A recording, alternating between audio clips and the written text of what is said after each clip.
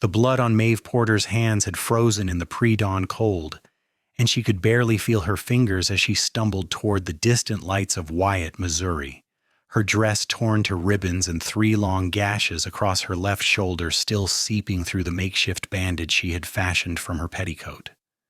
She had killed one wolf outright with a broken cottonwood branch, driven off the second with a blow that shattered its jaw, and the third had retreated only after she had stabbed the jagged end into its eye socket, her screams of terror and fury echoing across the winter prairie until her throat went raw. It was January of 1876, and Maeve had been traveling alone from Kansas City to meet her sister in St. Joseph when her stagecoach had overturned in a ditch, the driver breaking his neck in the fall, the horses bolting into the darkness, and she had been forced to walk through the night with nothing but the moon to guide her and predators circling in the shadows.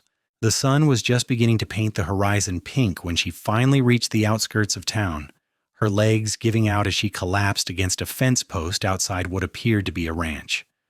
Her vision swam, black spots dancing at the edges, and she did not hear the footsteps approaching until a shadow fell across her face, and a man's voice, deep and concerned, asked if she could hear him.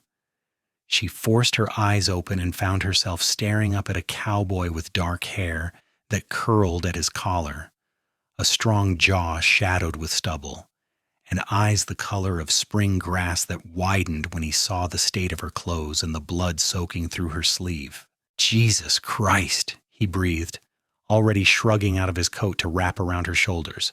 "What happened to you?" "Wolves," Maeve managed to whisper, her voice hoarse and broken. "3 of them. I fought them off with a branch." She watched his expression carefully, waiting for the disbelief, the dismissive smile, the condescending pat on the head that men so often gave women when they spoke of things deemed too violent or impossible for their delicate constitutions. But this man, this stranger with gentle hands and worried eyes, simply nodded and lifted her into his arms as though she weighed nothing at all. "I believe you," he said quietly. "Let me get you inside and tend those wounds. My name is Xander Maddox. This is my family's ranch." Maeve wanted to protest that she could walk, that she did not need help, but her body betrayed her, and she found herself leaning into his warmth as he carried her across the yard and into a modest farmhouse that smelled of coffee and wood smoke. He set her carefully on a chair near the kitchen hearth and immediately set about stoking the fire to a roaring blaze before filling a kettle and hanging it over the flames. His movements were efficient and practiced, and Maeve watched through half-closed eyes as he gathered clean rags, a bottle of whiskey, and what looked like a tin of salve from a cupboard. "I need to see how bad those wounds are," Xander said, kneeling beside her chair. "May I?" His asking permission, his treating her with such respect when she was clearly at his mercy, made something in Maeve's chest tighten with emotion she had not expected. She nodded and carefully shrugged off his coat, then began unbuttoning the torn bodice of her dress with shaking fingers. Xander helped her ease the fabric down her shoulder, his touch feather light, and she heard his sharp intake of breath when he saw the 3 deep furrows the wolf's claws had carved into her flesh. "You are lucky to be alive," he said, his voice tight. "These could have torn your throat." "I know," Maeve replied, surprised to find tears burning at the corners of her eyes. "I thought I was going to die out there. I thought they would eat me and no one would ever know what became of me." Xander met her gaze, and the understanding she saw there, the belief, made those tears spill over onto her cheeks. "But you fought back. You survived. That takes more courage than most men I know possess." He cleaned the wounds with warm water and whiskey, apologizing each time she flinched, and then applied the salve with gentle fingers before binding her shoulder with clean strips of cloth. The process took nearly an hour, and by the time he finished, the sun had risen fully and golden light streamed through the kitchen windows. Maeve felt wrung out and exhausted, but also strangely safe in a way she had not felt since leaving Kansas City.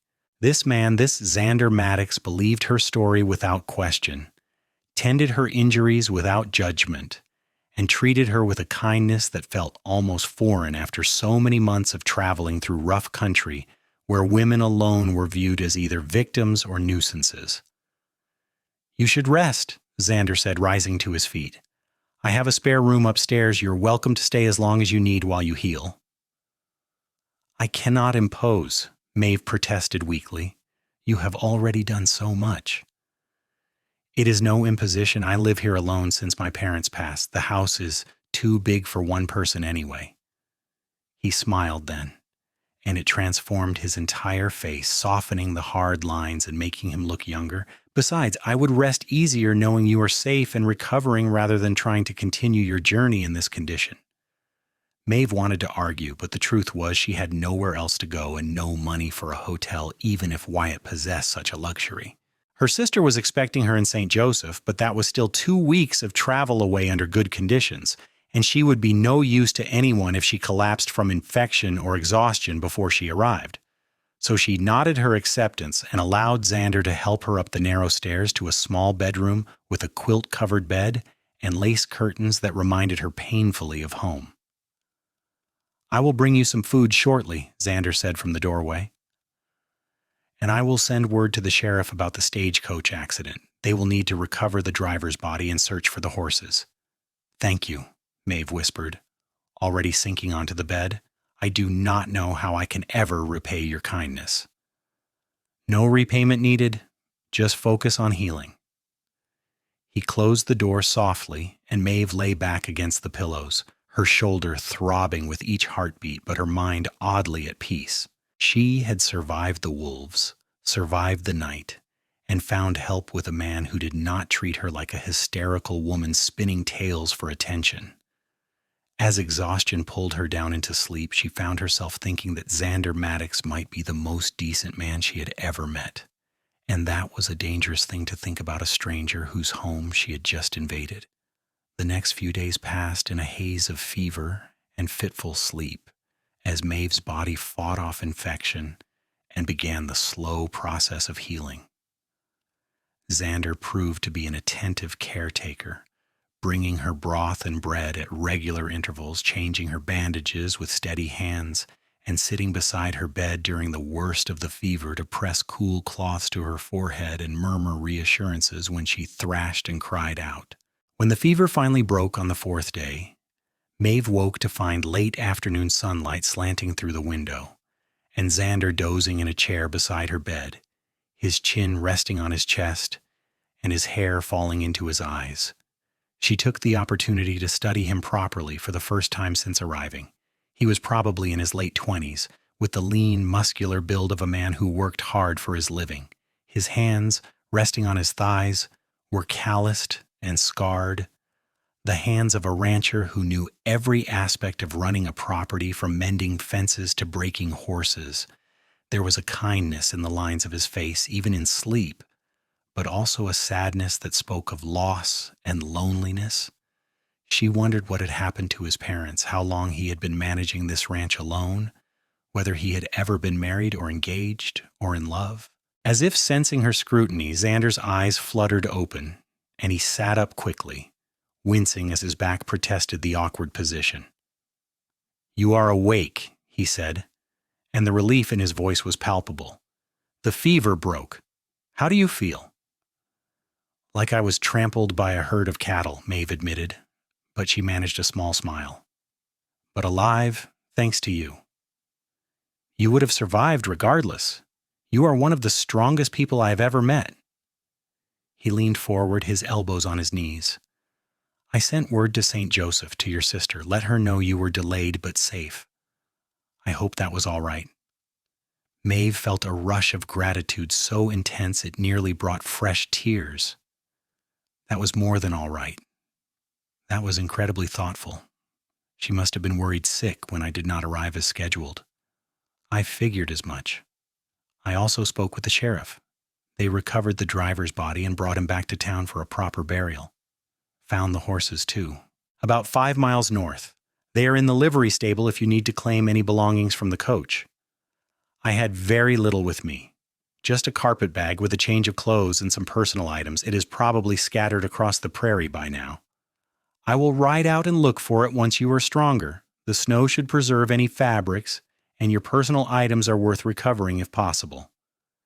They fell into a comfortable silence, and Maeve realized with some surprise that she did not feel the need to fill it with nervous chatter. There was something deeply peaceful about Xander's presence, an ease that made her feel as though she had known him for years rather than days. It was a dangerous feeling, she reminded herself. She was a woman alone with no prospects and no protection, and he was a rancher who had shown her kindness when she needed it most. Reading anything more into his actions would be foolish and potentially heartbreaking.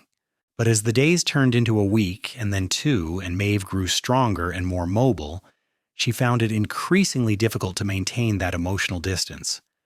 Xander was simply too easy to like, too genuinely good, and the more time she spent in his company, the more she found herself looking forward to his morning visits, his stories about ranch life, the way his eyes crinkled at the corners when he laughed at something she said. She began helping around the house as soon as she was able, cooking meals and mending his shirts and organizing the chaos of his kitchen, and she told herself it was simply repayment for his hospitality, not an excuse to spend more time with him. It was during the third week of her stay, when her shoulder had healed enough that she could move without pain, and the scars had settled into 3 pale lines across her skin, that Xander finally asked about her life before the wolf attack.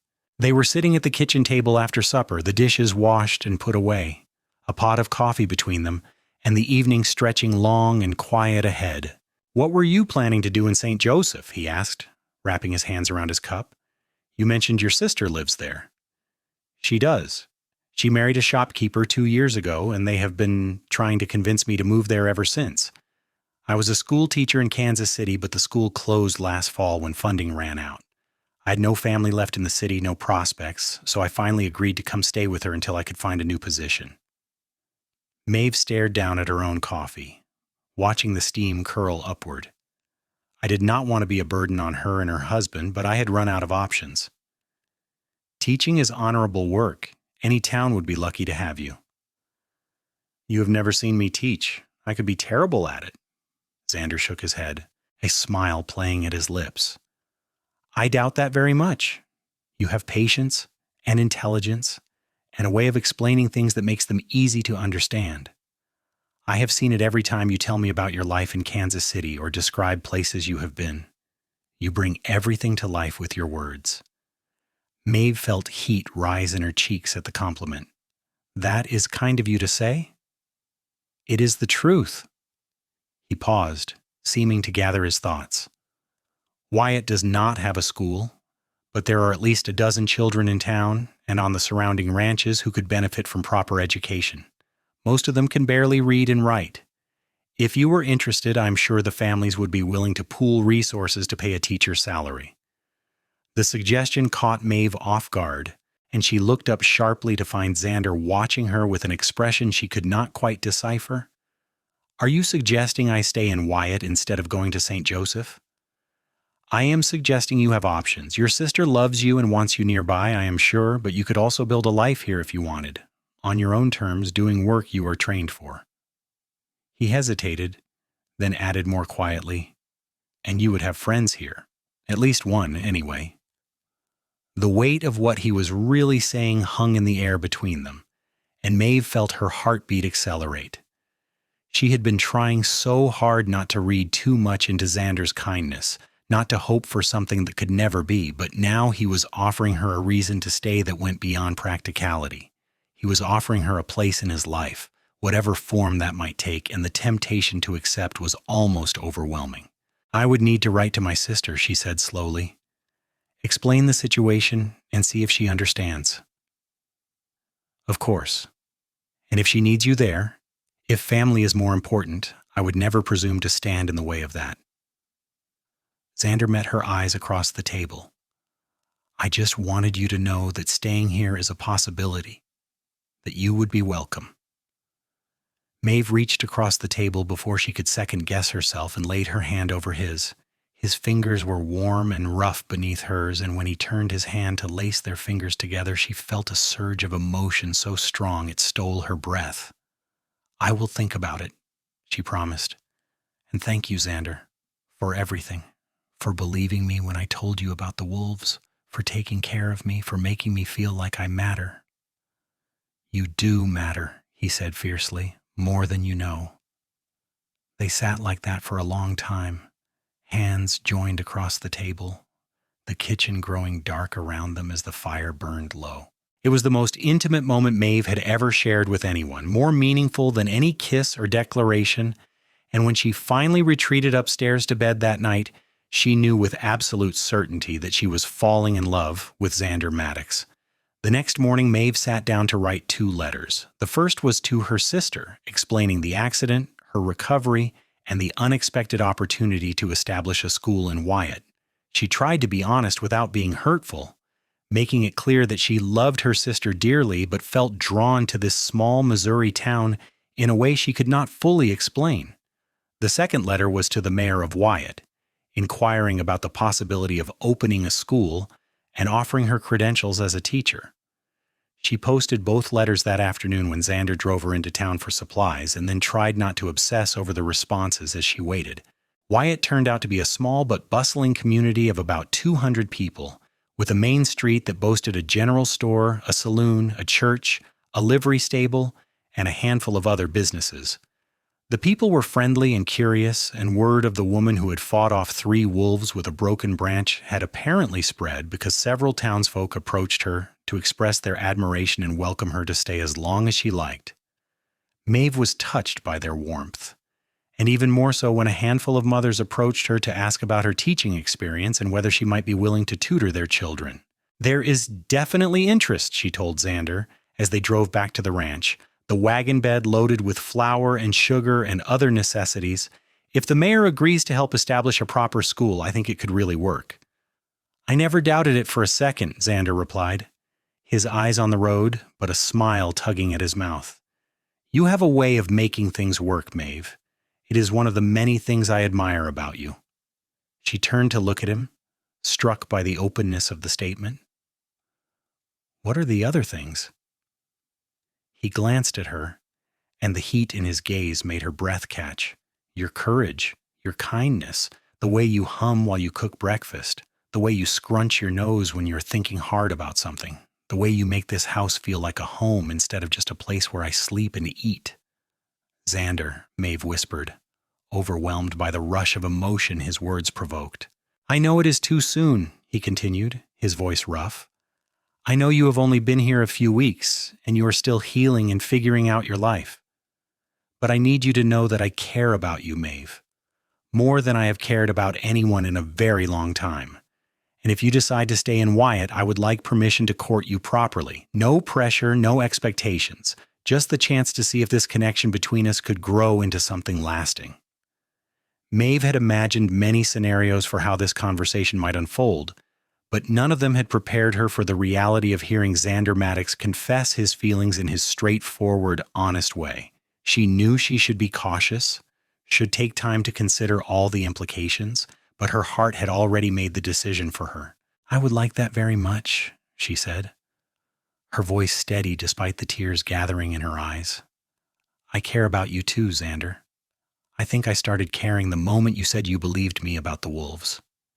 He pulled the wagon to a stop right there in the middle of the road and turned to face her fully. "Can I kiss you?" Instead of answering, Maeve leaned across the space between them and pressed her lips to his. It was a gentle kiss, tentative and sweet, but it sent sparks racing down her spine and made her feel like she was glowing from the inside out. Xander cupped her face with one calloused hand, his thumb brushing across her cheekbone, and when they finally pulled apart, they were both smiling. "Well then," he said, his voice tinged with wonder. "I guess we are courting." "I guess we are," Maeve agreed, and she felt lighter than she had in years.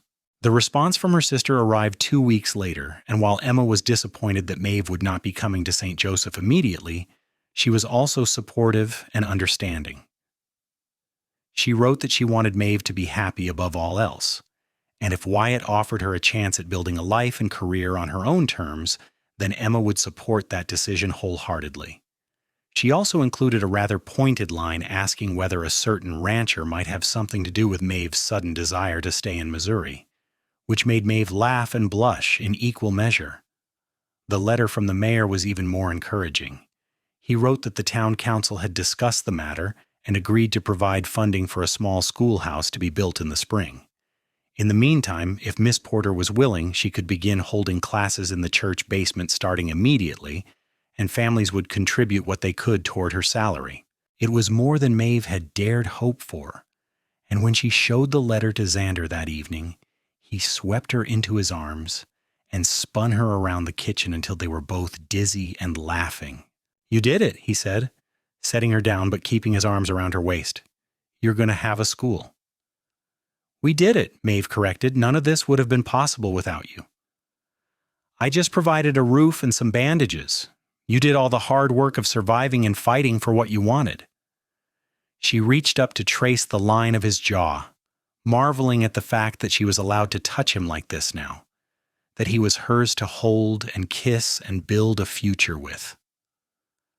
"I am glad the wolves attacked my stagecoach," she said, and when Xander looked shocked, she hurried to clarify.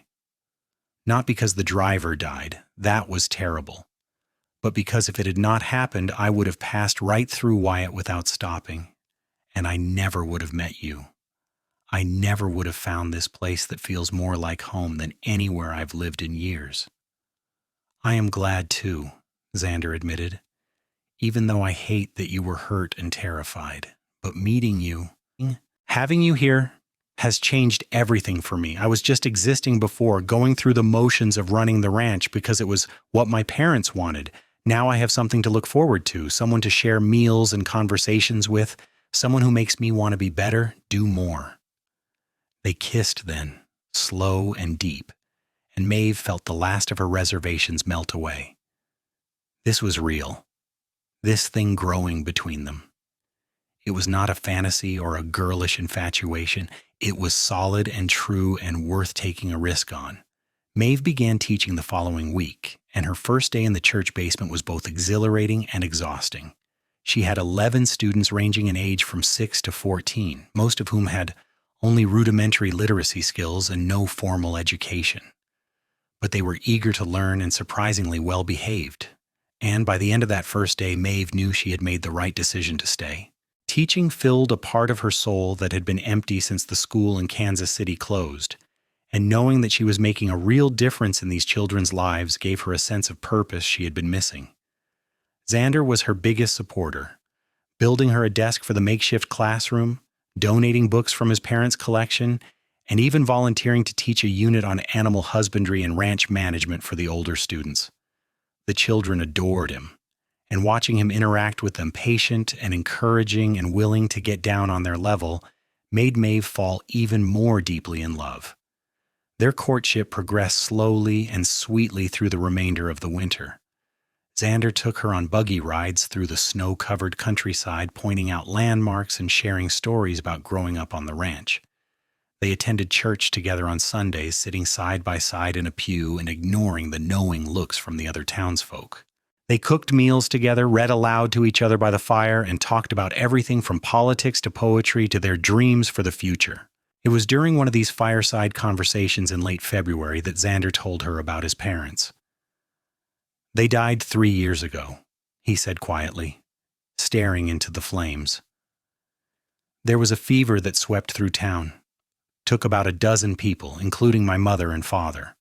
I was away at the time, selling cattle in Kansas City, and by the time I got word and rushed home, they were already buried. I never got to say goodbye." "I am so sorry," Maeve whispered, reaching for his hand. "That must have been unbearable." "It was. For a long time I was angry at myself for being gone, for not being here when they needed me. I threw myself into the work, trying to keep the ranch going the way they would have wanted, but I was just numb inside. Nothing seemed to matter anymore." He turned to look at her, his eyes bright with emotion. "And then you stumbled into my yard half dead from wolf attacks and blood loss, and something in me woke up again. You reminded me that life is fragile and precious and worth fighting for, that there is still beauty and goodness in the world even after terrible loss. Maeve felt tears slip down her cheeks. You saved me in more ways than one, Xander. I was so lost before I came here.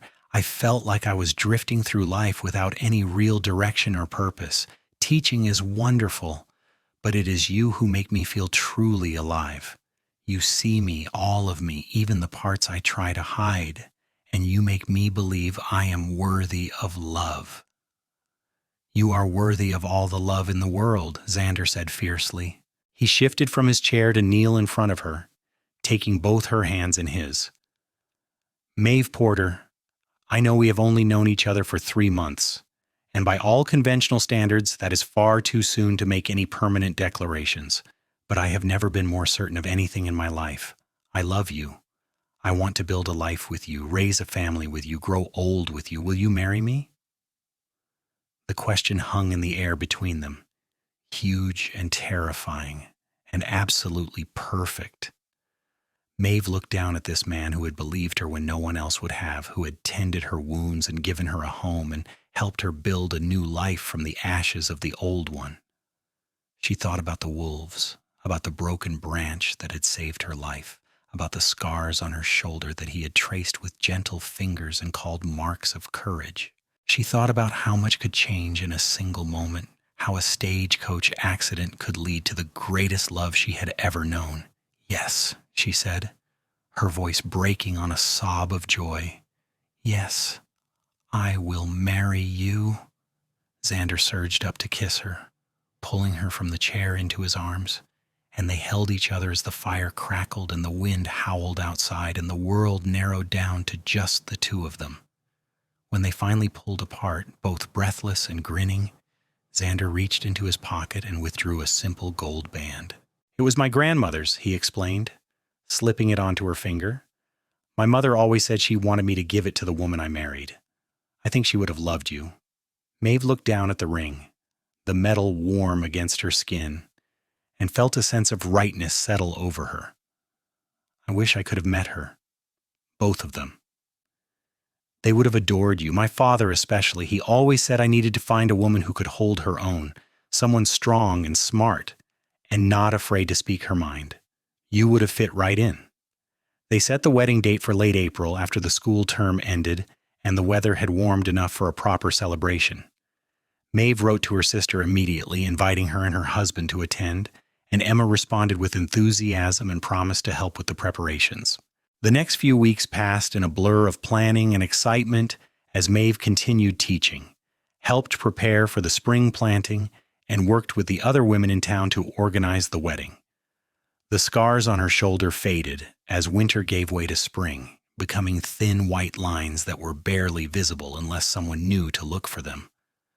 But Xander looked every time they embraced or sat close together, and Maeve knew he was thinking about the wolves, about how close he had come to never meeting her at all.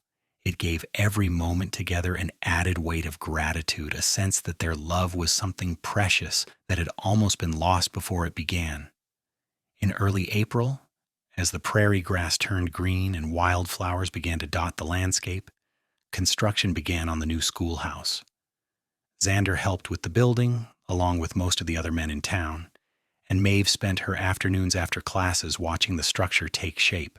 It would be a simple one-room building with large windows for light and a stove for heat, but to Maeve it represented everything she had hoped to achieve: a place where children could learn and grow, a permanent fixture in the community, proof that she belonged here.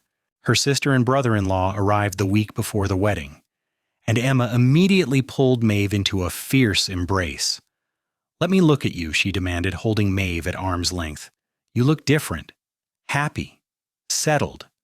"I am," Maeve confirmed, smiling through tears. "I know it seems fast, but Emma, he is everything I never knew I needed.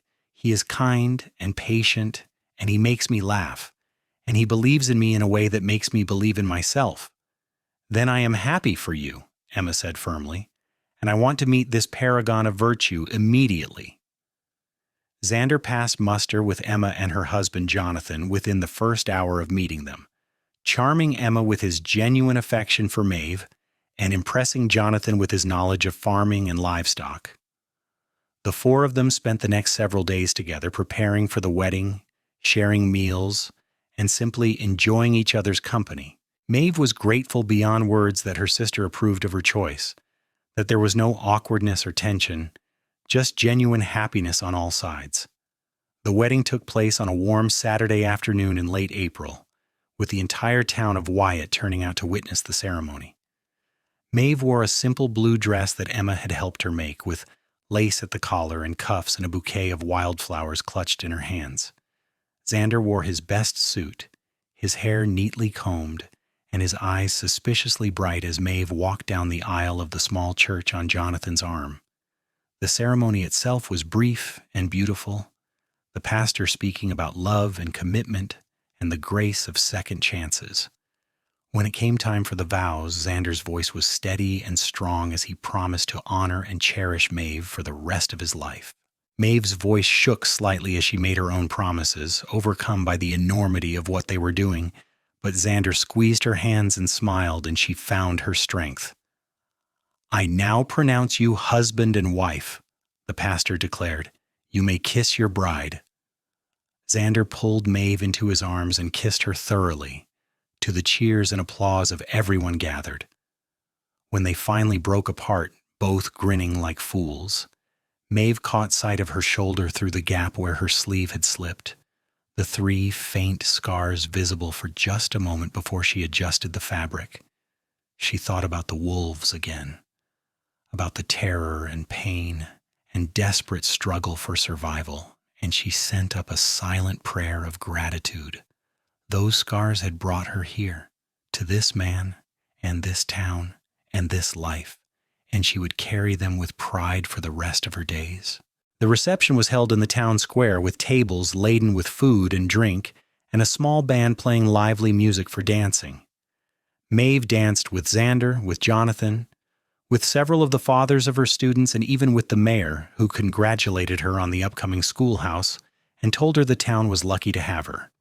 As the sun set and lanterns were lit and the stars began to emerge overhead, Maeve stood with Xander's arm around her waist and marveled at how much her life had changed in just 4 months.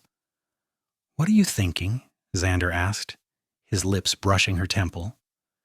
"That I am the luckiest woman alive," Maeve replied honestly, "and that I cannot wait to see what the rest of our lives look like." "Me neither," he said, and the love in his voice made her heart swell to the point of aching. They left the reception late that night, waving goodbye to Emma and Jonathan and the other well-wishers, and drove back to the ranch in comfortable silence. The house was dark and quiet when they arrived, but Xander lit a lamp and led Maeve upstairs to the room they would now share. He had cleaned and rearranged the space, adding touches he knew she would like: a vase of wildflowers on the dresser, new curtains at the window, a rocking chair in the corner. "You did all this?" Maeve asked, touched beyond words. "I wanted you to feel at home," Xander said. "This is our space now, our life.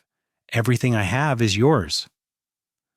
They came together slowly, reverently, exploring and learning each other with tender hands and whispered words of love. Maeve had been nervous about this part of marriage, but Xander was patient and gentle, always checking to make sure she was comfortable. And by the time the lamp burned low and they lay tangled together in the sheets, she felt more loved and cherished than she ever had in her life. "I love you," she whispered into the darkness, her head resting on his chest. "I love you too," Xander replied, his hand stroking through her hair. Forever. The months that followed were some of the happiest of Maeve's life. She finished out the spring term in the church basement, then moved her classes into the beautiful new schoolhouse in the fall. The building was everything she had dreamed of, with room for her growing number of students and space to add more desks as needed. Teaching became her passion and purpose, and she poured herself into preparing lessons, organizing events, and nurturing the minds of the children in her care. At home, she and Xander settled into the rhythms of married life with surprising ease. They worked together on the ranch, Maeve learning to tend the chickens in the garden while Xander managed the cattle and horses. They cooked meals together, read together in the evenings, and made love with the enthusiasm of newlyweds who could not get enough of each other. They talked about their hopes and dreams, about the family they wanted to build, about the legacy they hoped to leave. It was in the winter of 1877, nearly 2 years after the wolf attack, that Maeve discovered she was pregnant. She told Xander one evening after supper, her hands shaking as she took his and placed them on her still flat stomach. "There is a baby," she said simply. "Our baby." Xander's face went through a series of expressions: shock, disbelief, and then pure, radiant joy. He dropped to his knees and pressed his forehead to her belly, his shoulders shaking with emotion. "We are going to be parents," he whispered. "I am going to be a father." "You are going to be an amazing father," Maeve said, running her fingers through his hair. "Our child is so lucky to have you." The pregnancy was challenging, as Maeve suffered from terrible morning sickness for the first few months and found it increasingly difficult to manage a classroom of energetic children as her belly grew. But Xander was endlessly supportive, bringing her ginger tea and bland crackers, taking over more of the household chores, and even coming to the schoolhouse to help wrangle the older students when Maeve was too tired to manage alone. Emma visited in the spring to help prepare for the baby's arrival, bringing with her a cradle that Jonathan had built and a mountain of tiny clothes she had sewn herself. The two sisters spent long hours together, talking and laughing and occasionally crying as they folded blankets and organized the nursery. Maeve was grateful beyond measure for her sister's presence, for the reminder that family could be both blood and chosen, near and far. The baby arrived on a sweltering August evening after nearly 20 hours of labor. Maeve had never experienced pain like this, and there were moments when she genuinely thought she might die, but Xander stayed by her side the entire time, holding her hand and whispering encouragements and looking utterly terrified. When the baby finally emerged, squalling and red-faced and furious at being born, the midwife placed the infant in Maeve's arms and announced, "You have a son." Maeve looked down at the tiny, perfect face and felt her heart expand in ways she had not known were possible. The baby had Xander's dark hair and her nose, and when he opened his eyes, they were a murky blue that the midwife assured her would likely change color in the coming weeks. Xander leaned over her shoulder, his own eyes wet with tears, and reached out a tentative finger to stroke the baby's cheek. "He is beautiful," Xander breathed. "He is perfect. What should we name him?" They had discussed names for months, unable to agree on anything that felt quite right, but looking at her son now, Maeve knew exactly what he should be called. "Thomas," she said, "after your father. Thomas Andrew Maddox." "Thomas," Xander repeated, his voice breaking. "My father would have been so proud." They spent the next few weeks adjusting to life with an infant, learning to function on very little sleep and marveling at every tiny sound and movement their son made. Thomas was a fussy baby, prone to crying at all hours and refusing to sleep for more than an hour at a stretch. But Maeve and Xander faced the challenges together, trading off duties and supporting each other through the exhaustion and frustration. Maeve took a break from teaching that fall, knowing she could not manage a classroom and a newborn simultaneously, but she planned to return in the spring once Thomas was older and more settled. In the meantime, she hired a young woman from town to take over the school temporarily, and she spent her days at home with her son, watching him grow and change and slowly become his own little person. By the time Thomas was a year old, he had Xander's green eyes and Maeve's stubborn temperament, and he was into everything, crawling at lightning speed and pulling himself up on furniture with terrifying fearlessness.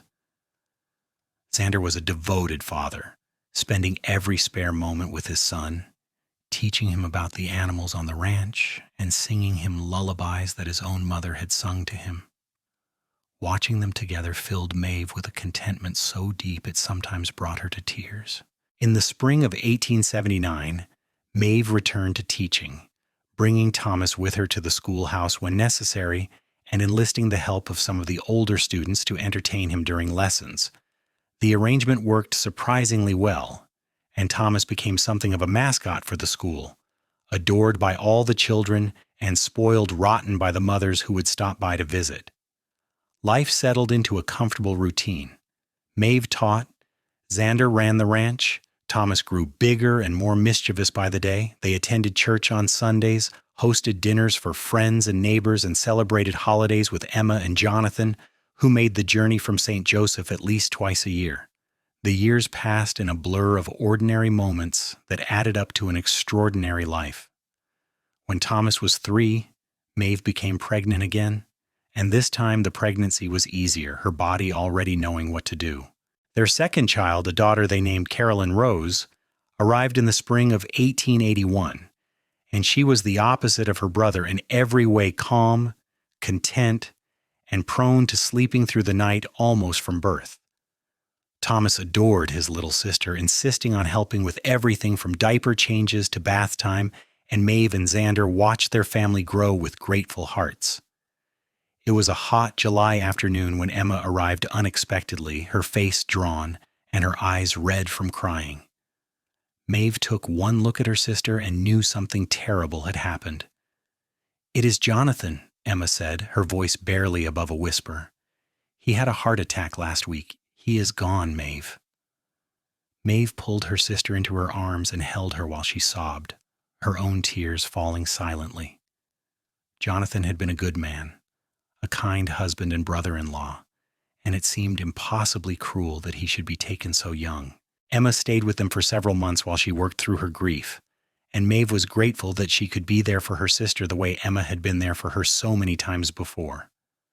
Eventually, Emma returned to St. Joseph, but she sold the shop and moved to a smaller house, admitting that the memories were too painful to bear alone.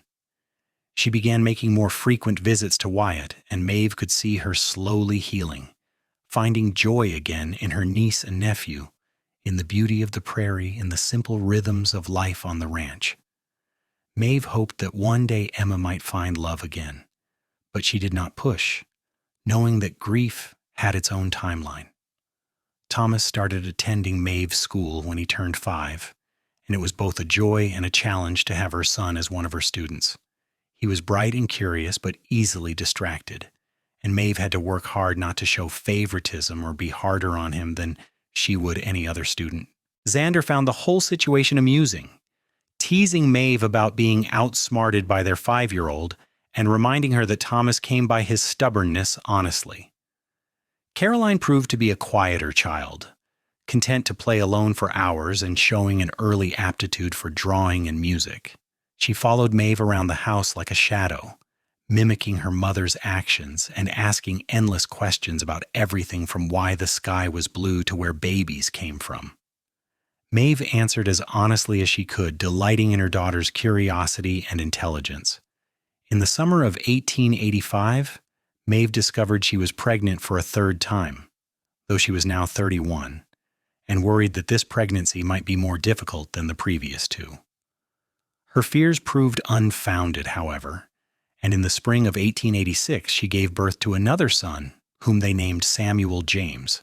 Samuel was a happy, chubby baby who rarely cried and seemed to find everything endlessly amusing, and his sunny disposition brightened even the hardest days. By this time, Thomas was 9 and beginning to show an interest in ranching, following Xander around the property and begging to be allowed to help with the cattle. Caroline was 6 and already reading at a level far beyond her years, devouring every book she could get her hands on. Watching her children grow and develop their own interests and personalities was one of the greatest joys of Maeve's life, and she felt deeply grateful for the family she and Xander had built together. The town of Wyatt grew steadily over the years, with new families moving in and new businesses opening on Main Street. The school expanded to 2 rooms to accommodate the increasing number of students, and Maeve hired an assistant teacher to help manage the workload. The ranch prospered as well, with Xander's careful management and willingness to adopt new techniques paying off in healthy livestock and good profits. It was in the winter of 1890, when Maeve was 36 and their children were 12, 9, and 4, that she and Xander celebrated their 15th wedding anniversary. They had planned a quiet evening at home, but Emma surprised them by arriving unannounced with a cake she had baked and a bottle of wine she had splurged on. The 5 of them 6, counting Emma, sat around the kitchen table that night, eating cake and sharing stories and laughing until their sides hurt. "Do you remember the first time we sat at this table together?" Xander asked, his hand finding Maeve's under the table. "I had just cleaned your wounds and given you coffee, and I was already half in love with you." "I was terrified," Maeve admitted. "Terrified of dying, terrified of being a burden, terrified of what would happen to me. But then you said you believed me about the wolves, and something in me just knew I was safe, that you would protect me." "You did not need protecting. You had already saved yourself. I just provided a warm place to rest." Xander raised his glass. "To 15 years of being married to the strongest, smartest, most beautiful woman I have ever known, to the life we have built and the family we have made, to however many more years we are blessed to have together." "To love," Emma added, raising her own glass, tears in her eyes. "And to second chances, and to sisters who fight off wolves and fall in love with cowboys." They clinked glasses and drank, and Maeve looked around the table at her family, her husband, her children, her sister, and felt overwhelmed by gratitude.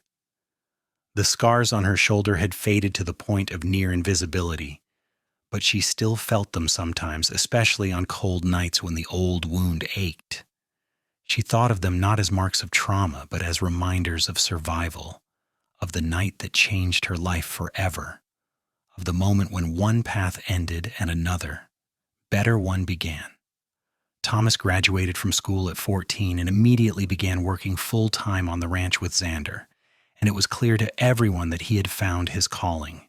He was a natural horseman, patient and skilled, and Xander beamed with pride every time he watched his son work.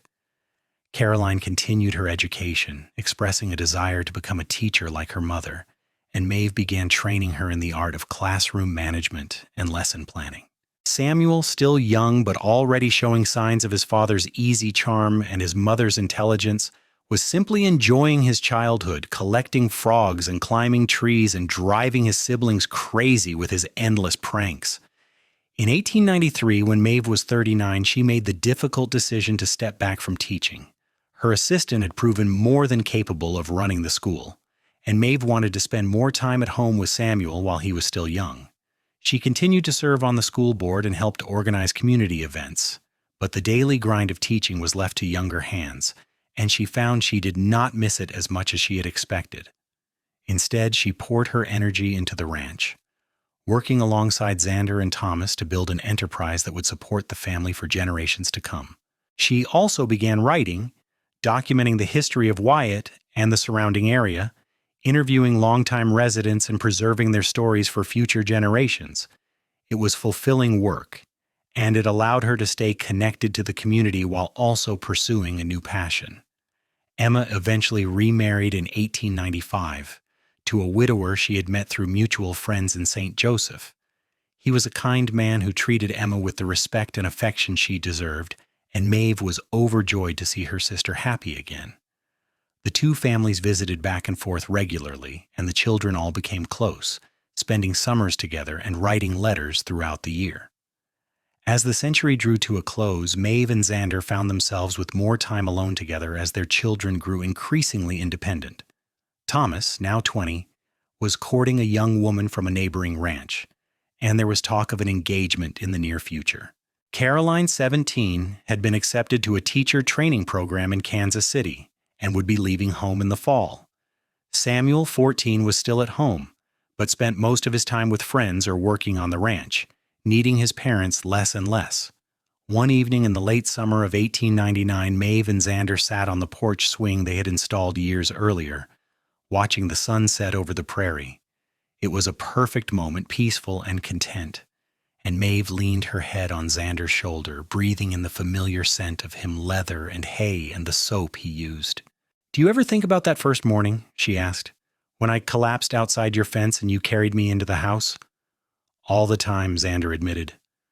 "I think about how close I came to losing you before I ever really had you. If the wolves had been just a little faster, a little stronger, if you had not fought back with everything you had, if you had made it to town instead of collapsing here, so many things could have gone differently. But they did not. I survived. I found you, and we built this beautiful life together." Maeve reached up to touch the side of his face, feeling the roughness of his stubble under her palm. "I would do it all again, Xander. Every terrifying moment, every scar, every drop of blood. I would do it all again for the chance to love you." "I know," he said, turning his head to kiss her palm. "And I would spend every day for the rest of my life earning the trust you placed in me that first morning. When you told me about the wolves, and I said I believed you, that was the moment I knew you were someone special, someone worth protecting, worth caring for, worth loving." They sat in comfortable silence as the stars began to emerge, one by one, in the darkening sky. Maeve thought about all the years that had passed, all the joys and sorrows they had weathered together. She thought about their children, about the grandchildren who would surely come in time, about the legacy they were building, and she thought about the wolves, about the broken branch that had saved her life, about the scars that had brought her to this porch, this man, this moment. "I love you," she said, as she had said 1,000 times before and would say 1,000 times again. "I love you too," Xander replied, "always and forever." The years continued to unfold in their measured way. Thomas married his sweetheart in the spring of 1901, and by the following year, Maeve and Xander were grandparents to a baby girl named Lucy. Caroline completed her training and returned to Wyatt to teach at her mother's old school, and she met and fell in love with a young lawyer who had recently moved to town. Samuel, following in neither his brother's nor his sister's footsteps, surprised everyone by announcing his intention to study medicine and eventually practice in rural communities like Wyatt that desperately needed doctors. Maeve and Xander supported all their children's choices, proud of the people they had become and the lives they were building. They helped Thomas build a house on the ranch property so he and his growing family could stay close, and they hosted Caroline's wedding in the summer of 1904, inviting half the town to celebrate. When Samuel left for medical school in the fall of 1905, Maeve cried for a week, missing her youngest even as she knew it was the right path for him. The ranch continued to thrive under the joint management of Xander and Thomas, and Maeve found contentment in her roles as grandmother, wife, and community elder. She and Emma saw each other several times a year, and their bond, always strong, deepened as they grew older and experienced the joys and challenges of aging together. They laughed about their aching joints and graying hair, about how quickly life had passed and how much the world had changed since they were young. In the autumn of 1910, Xander and Maeve celebrated their 36th wedding anniversary with a party thrown by their children and grandchildren. By this time, they had 4 grandchildren. Thomas and his wife had 3, and Caroline and her husband had recently welcomed their first. The house was full of noise and laughter and love, and Maeve stood in the kitchen doorway watching the chaos and feeling her eyes fill with grateful tears. Xander found her there and slipped an arm around her waist, pulling her close. "What are you thinking about?" "About wolves," Maeve said with a small laugh. "About broken branches and scars and miracles. About how one terrible night led to all of this." "Best worst night of my life," Xander agreed. "Finding you half dead in my yard, scared out of my mind that you would die before I could help you, but also knowing somehow that you were going to be important to me, that you were going to change everything." Maeve turned in his arms to face him fully, studying the face she loved more than any other. Xander was 60 now. His hair shot through with silver and his face lined with years of sun and work. But to her he was still the handsome cowboy who had carried her into his house and believed her story when no one else would have. "You gave me my life back," she said softly. "You gave me purpose and love and a family. You gave me everything." "We gave each other everything," Xander corrected. "That is what marriage is supposed to be. 2 people building something together that is greater than either of them could create alone." They kissed there in the kitchen doorway, ignoring the good-natured jeers from their children and the giggles from their grandchildren, and Maeve felt the same spark she had felt on their first kiss all those years ago.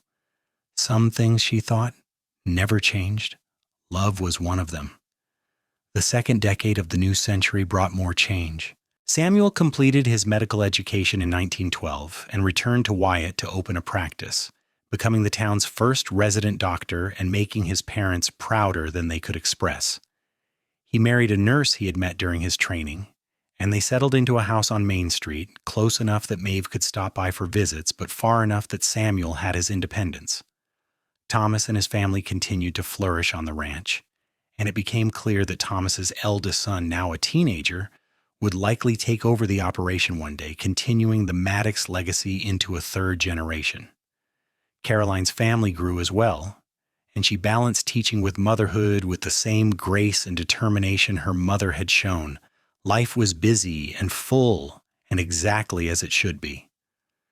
Xander's health began to decline slowly after he turned 65.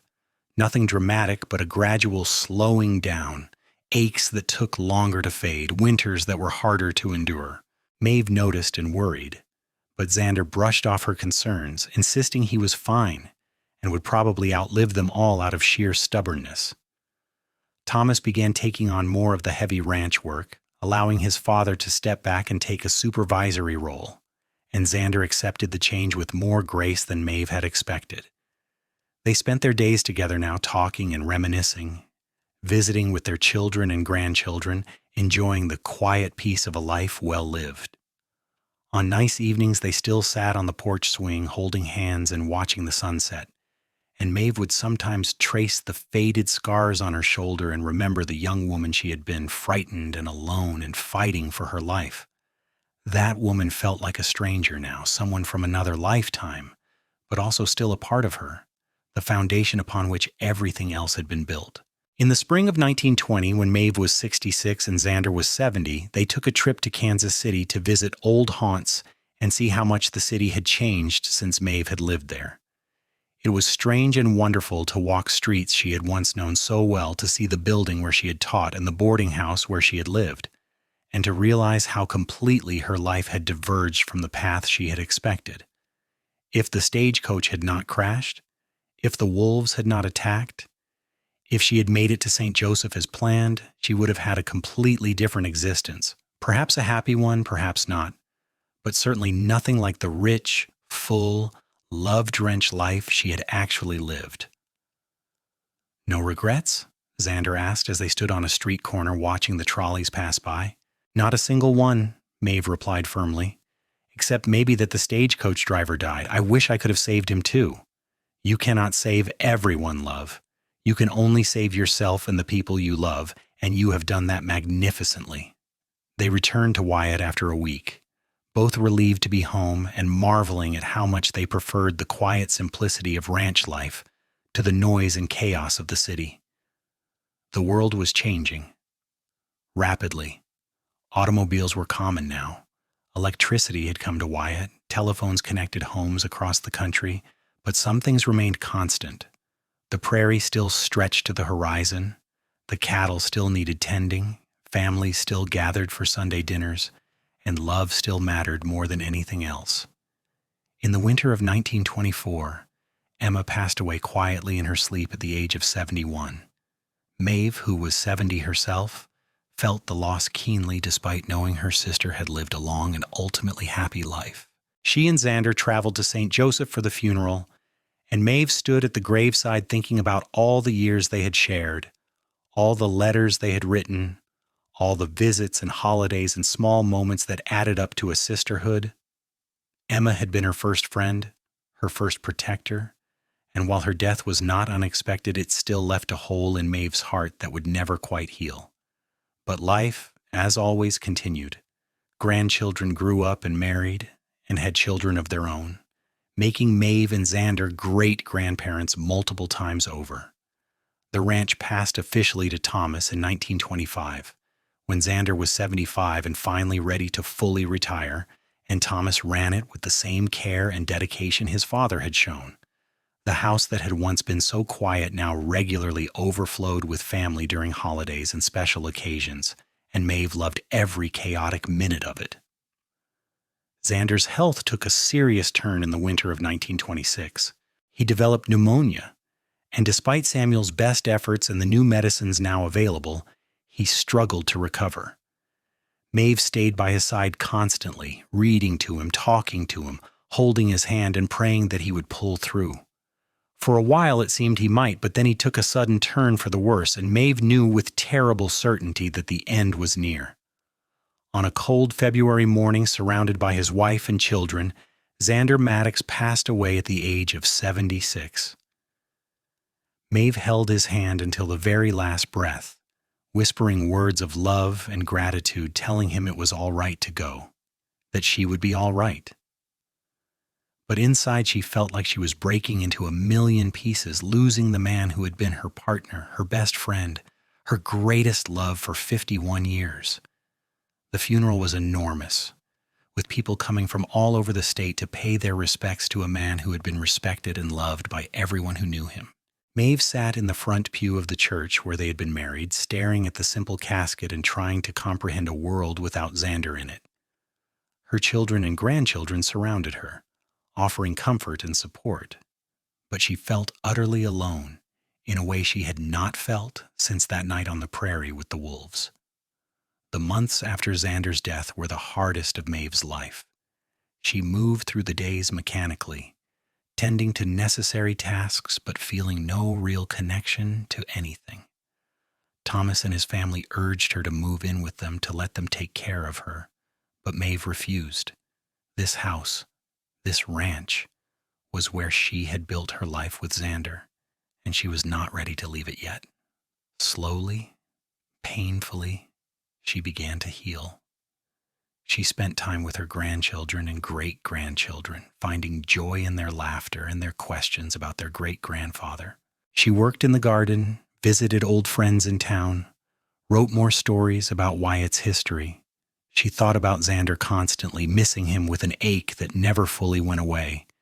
But she also felt grateful for every moment they had shared, every kiss, every conversation, every ordinary day that had made up their extraordinary life together. On what would have been their 52nd wedding anniversary in April of 1927, Maeve sat on the porch swing alone, watching the sunset and talking to Xander as if he could hear her. She told him about the new great-grandchild that had been born the previous week, about how Thomas was doing with the ranch, about how much she missed him and loved him, and how grateful she was for the life they had shared. As the last light faded from the sky and the first stars appeared, Maeve felt a sense of peace settle over her. She touched the scars on her shoulder, barely visible now after more than 50 years, and she whispered a thank you to the universe for the wolves, for the broken branch, for the terror and pain that had led her to the greatest love of her life. She had been given a second chance that cold January morning in 1876, and she had made the most of it, building a life filled with love and purpose and joy. Maeve lived for another 5 years, dying peacefully in her sleep in the summer of 1932 at the age of 78. She was surrounded by family to the very end, her children and grandchildren taking turns sitting with her, sharing stories and holding her hand. In her final days, she talked often about Xander, about how much she was looking forward to seeing him again, about how their love story was not ending but simply moving to a different chapter. At her funeral, the church was once again packed with mourners. 3 generations of students she had taught, family she had befriended, people whose lives she had touched in ways both large and small. Caroline gave the eulogy, speaking about her mother's strength and courage, about the wolf attack that had become family legend, about the scars her mother had worn with pride. She talked about a woman who had faced death and survived, who had found love in the aftermath of trauma, who had built a legacy that would continue for generations. Maeve was buried beside Xander in the Wyatt Cemetery, under a shared headstone that read, "Together Always." And in the years that followed, their story became part of the town's history. A tale passed down from parents to children about the woman who fought off 3 wolves with a broken branch, the cowboy who saw her scars and believed her, and the love that had grown from that moment of trust into something that would last beyond lifetimes. The ranch continued to flourish under Thomas's management and later under his sons, remaining in the Maddox family for generations. The schoolhouse where Maeve had taught was eventually replaced with a larger, more modern building, but a plaque was installed commemorating her years of service to the community. Samuel's medical practice passed to his son, who became a respected doctor in his own right. Caroline's descendants continued to teach, carrying on the family tradition. And sometimes on quiet evenings when the light was just right and the wind whispered across the prairie, people swore they could see two figures sitting on the porch of the old Maddox ranch house, holding hands and watching the sunset together. A cowboy and a woman with scars on her shoulder, forever bound by a love that had started with belief and grown into something eternal.